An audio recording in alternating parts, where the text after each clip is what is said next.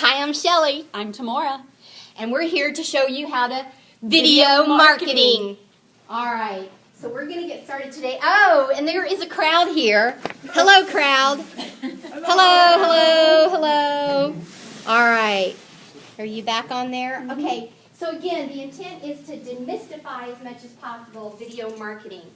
And we've got a few things that's not going to cover everything, but a few tips and tricks that will hopefully get you going on this. And Timorah actually had, earlier in a conversation, you started going through, let's just go through like the history of where did we come from and why are we using videos today. So obviously if you've been around for, in business for more than 5-10 years or so, people in normal small businesses like ours didn't use a lot of video. That was for the big people, the ones who were on TV, the Super Bowl, that kind of thing. But if you think back to how we've been marketing over the last 10, 15, 20 years, do you remember when websites became a big thing? That not every business had a website, so it was kind of a neat thing if a business had a website. And then it was maybe social media, and then pictures, and then the pictures needed to be better, not just crappy. So video is kind of at that point now. I'm a little biased. If you didn't know. Video is kind of at that now too. At first, just having a video was kind of a neat thing, and people would click on it and look at it. Now, we always talk about content and how important content is. The content needs to be good. The video needs to be good. People need a reason to watch it, and your message with it has to be clear. So we're just constantly having to up our game, or level up, as Shelley calls it, and doing the video and doing it well is one way to do that. Yeah. So we're going to give you some tips on, Timorah is, I'm not, on lighting. Because if you go to my YouTube page, you'll see some horrible examples. But hopefully you'll hear the message. But there is ways to do it with some really inexpensive tips on how to do the lighting, and she's actually got some tip sheets. So the whole thing is content expectation. Content is still king and queen. You do still have to give something that people want to hear about, and it's going to take some research on your part to figure out what that is. Videos are really easy to produce, you guys. I mean, we're sitting here videotaping this tonight. When you're in conversations with your clients, or when you're at a networking group and you're like, oh my gosh, what you just said was awesome, that needs to go on your website, pull out your phone and reenact it. There's all kinds of things that happen every single day that can be short little snippets that make it more searchable, and we're going to talk about that. And that's the reason why you're doing it, is you're making it personal. I don't care if you're working for a large corporation or for a single shop. People are doing business with people that they know and trust, right? How do we know and trust them if we've never met them on LinkedIn? Videos that we see them doing, your personality starts to come out. And long-term, people start to give an opinion about your integrity piece that comes out just because of how you do your delivery and your consistency of that. So you have a huge opportunity. And it is personal. Again, I don't care if you're working for a big brand or if you're on your own and you're representing a big brand and you're representing yourself. Your personal branding is how people are buying. 30%, I learned recently because Courtney's crew did a Google Live Hangout and a live stream of Google. 30% of small businesses still today, only 30% have websites. That is still mind-blowing to me.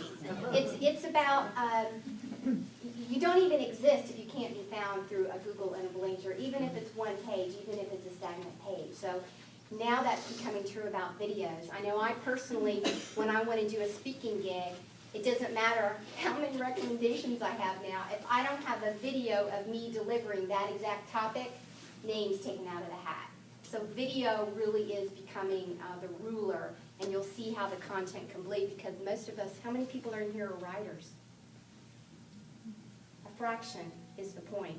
It's not comfortable to do a blog. It's not comfortable to add content to our website. It's certainly not comfortable to do an ebook.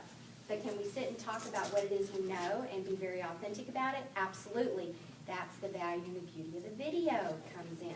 If somebody asks you a question and they're interviewing you, you know what it is you want to say. You believe and you're passionate about what it is that you do every day, right? That can come across in the video. And it doesn't have to be you. You can record it, and you can have it transcribed, and now you've got the content, and now you can reuse it again. You with me? There's lots of ways I'm all about reuse, reuse, reuse, reuse, and reuse it again.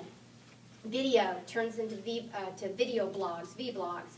translate it to your raw, meaning, get it scribed down and have it written content, and you can still have the link in the picture. Then you can post it on Facebook and LinkedIn and your websites, and you've got that information to share on emails by doing it once.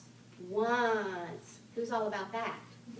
Amen. Because who's got time to sit and do videos and write blogs all day, unless that's your job. If that's your job, well, then I hope you have all day. Shelley, do you have a slide that gives ideas on what types of things they can videotape? Like, yes. Okay. I don't have a slide, but we're going to talk about it, and we can pull up.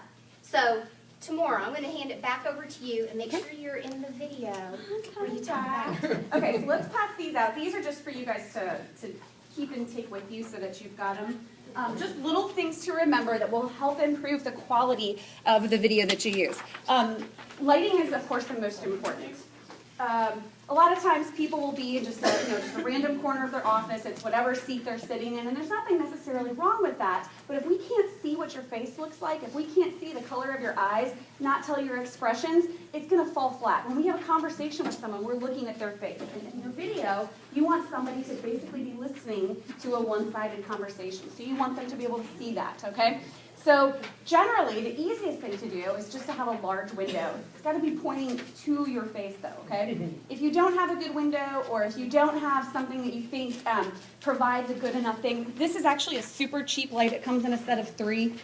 I think they're less than $200 on Amazon. Very easy to set up. If you plan on doing several of these videos, maybe several shorter ones, it's my personal opinion that it's important to have it consistent. So if you've got, really good light one day, and then the next time it's kind of crappy or something like that, you're going to be sending an inconsistent message. It's very, subtle, subconscious, but to be a professional, we want to have a consistent message, just like we do with our branding, our logo, that kind of thing. It's a very consistent message we're putting out there every time. Okay? So the important thing is that it's in front of you, okay? Not like this. This is not good. This is good. It depends on how old you are. No, it is always better like this. And this right here, it's diffused. It's not a bare light bulb, because a bare light bulb is what is not going to make you feel good about yourself, okay? The bigger the light, the better, okay? And you want to be relatively close to it, okay? Because the closer you are to, not like this, but relatively close to it, because that's going to make it the light better. The further you get from it, the harsher it starts to get, the uglier it starts to get. Okay, so just trust me with all of this. Timorah, what is that called? What is it's down here. This is the brand on it. So. Okay. Honestly, this is the first time I've dug it out in like 3 or 4 years, so I didn't have to sell it to me. No, I did not say. You said you might want it. So I'm missing a couple of the light stands. That's why it only has the small one here. So this is actually a little bit too low. You want it to be a little bit higher, because what that does is it makes shadows in here instead of lighting up all of this. Yeah. So it's called a light stand? Is that what All of it comes together in that box. Okay. Mm-hmm. I'm just missing a couple of light stands because I didn't put them back in the box It 3 says years complete photo and video 3-light constant light kit is what this particular I one think the is brand, by. Photo Basics. Basics. Oh, it's a Westcott light. Photo Basics, Westcott. Okay, background. This is a terrible background for video because it's distracting, right? It makes the light behind me. We want the light in front of me. So generally, you want to be at least 2 or 3 feet away from whatever it is. If you're like this, it looks like you're kind of on a, what is it, when you go to the police station and they've got all the people lined up? Yeah, line up. That's what it kind of looks like. First. Yeah. You want to be a little bit away from it. You want it to be solid, or maybe a very simple pattern, something that's not distracting. You want them to look at you and listen to you, not bouncing around to, oh, what is that on her desk? Or what is this? So very clean, and so that the focus is just on you. Audio is really, really important. This room is actually going to have better audio than what we have in my studio. I know a lot of people here have been to my studio, but there's no carpet there, and it's kind of a larger space, and so it sounds a little bit tinny. But having carpet, any sort of upholstery, curtains on the windows, that kind of thing will soften it a little bit. Also, of course, you don't want to be too far from the microphone or anything. Audio is a very tricky thing to do and do well. Did you have a question, Kathy? Or okay, sorry. Can I add to the audio? and I'm still looking for this tip sheet that somebody had sent to me when I did some of my earlier ones.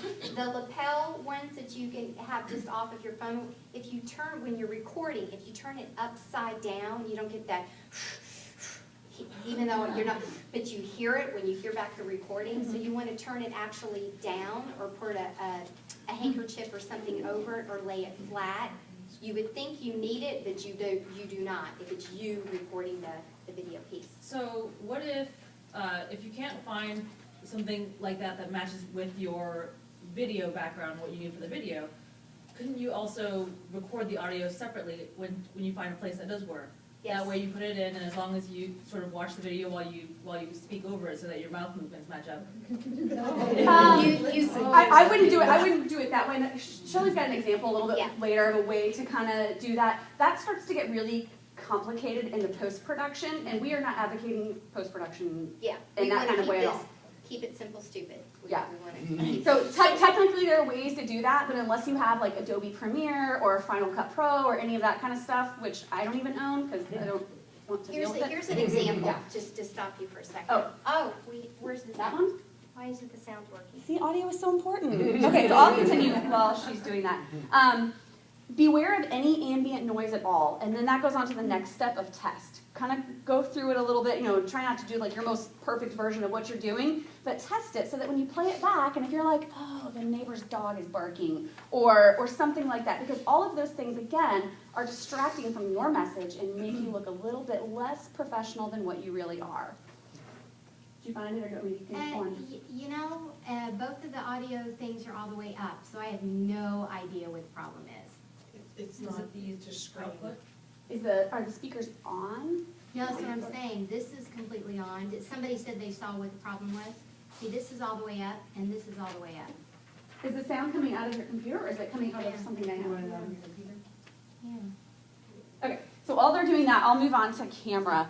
Obviously, there's lots of different cameras that you can use. The things that she and I, not that one, but the one of me and then another one of Shelley, we just did with a smartphone. And we did it intentionally that way to show that depending on the application, it's really fine to use that. Okay, you don't have to have a big, huge camera for many circumstances. Okay, horizontal landscape, not like this generally. Okay, that's the way we're used to seeing video. It's the way our TVs are. It's the way movie theaters are. So just keep that in mind. When you have the camera, right now this one is too low because the thing that you can see the most on me is right here. So I'm very excited about this video and how that's going to look. So the light's too low, the camera's too low. This is like the least flattering video of me ever.